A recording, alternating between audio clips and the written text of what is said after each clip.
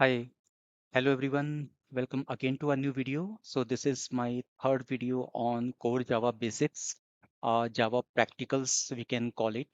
So, we have covered two videos, day one and day two. So our very first video was all about, understanding a class in Java. What is the main method? Why do we have it like public static and the string array that we pass it as an arguments? And in the second program, we learned about constructors and how we can overload the constructors. So we took this particular example, and also we covered how we can overload a method. We also covered like what is a static keyword and what is a static method and non-static method. So this is the same program we will going to utilize. So what I will do, I will simply comment this section out.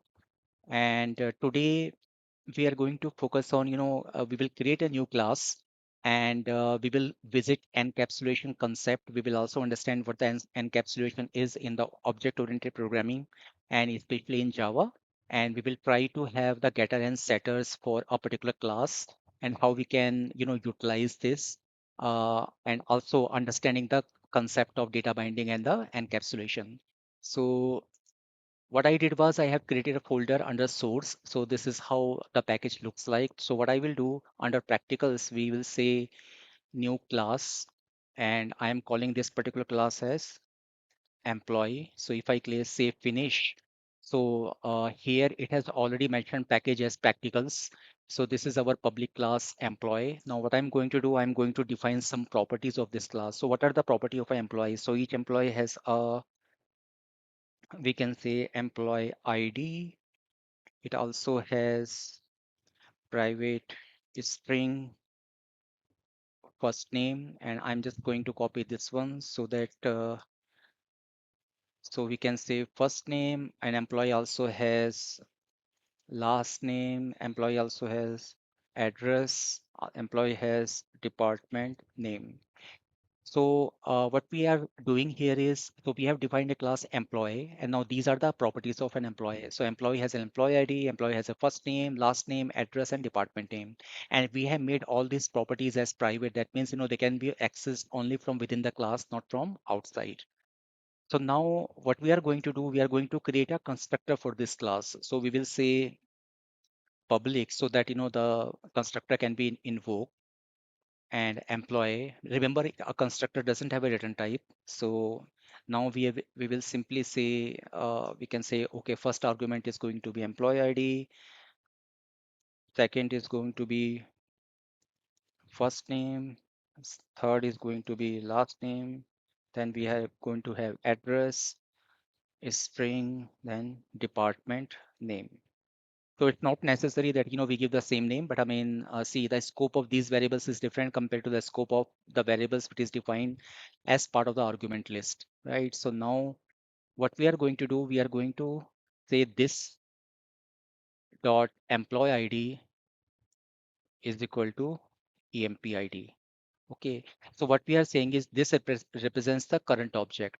So we are saying, okay, set the value of this particular object's employee ID with the value which is passed in the arguments. So we are going to do similar thing for this dot first name is equal to first name which is passed,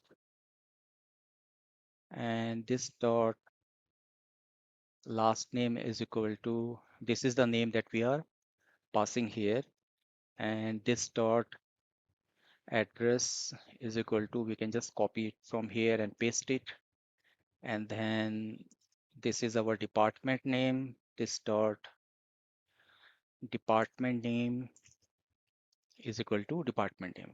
Okay, so this is our constructor, and if you want to comment this, so all we have to do is this one and two stars, and then we have to simply click enter. So it is going to generate the comments for it. Now what we are going to do, we are going to generate the getter and setter for this particular class. So all we have to do is we have to go to the source and we say generate getter and setter, and we can select all these properties and say generate.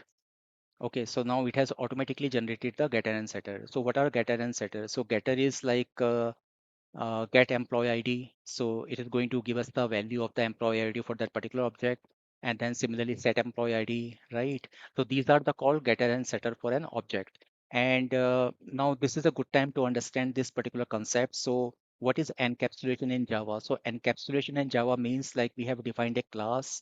This class has some properties or some data, but the data and methods, they are kind of like binded together. I mean, the access specifiers, it controls how we are going to access the properties of the class. And we operate on the data using the functions of the class. Okay. So it's basically encapsulation is basically binding the data and methods together, and we operate on the data using the methods of the class. Okay. And there is a real world example as well. I mean, if we consider a TV, so we operate on TV using a remote. So we click on the remote buttons, and those remote buttons take care of how we are going to make the changes in the channel, irrespective of what happens on the TV internals.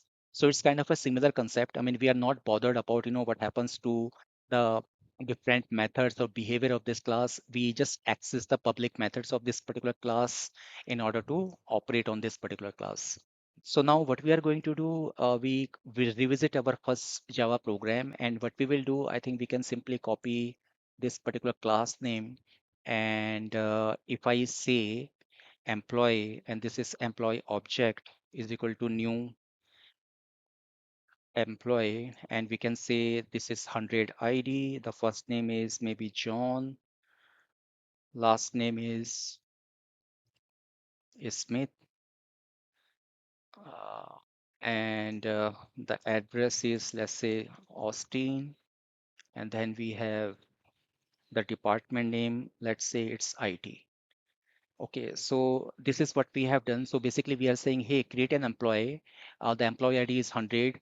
First name is John. Last name is Smith. This is my address. This is my uh, department name. So now what we are going to do, we can just copy the system.out.println, or we can just simply type it system.out.println, and we can say uh, first name of employee is, and we can say this one, first name. Not this way. Emp dot, we are going to say get first name. Okay, so it is going to give us the, so we are using getter in order to retrieve the first name. And similarly, we can say last name of employee is emp dot get,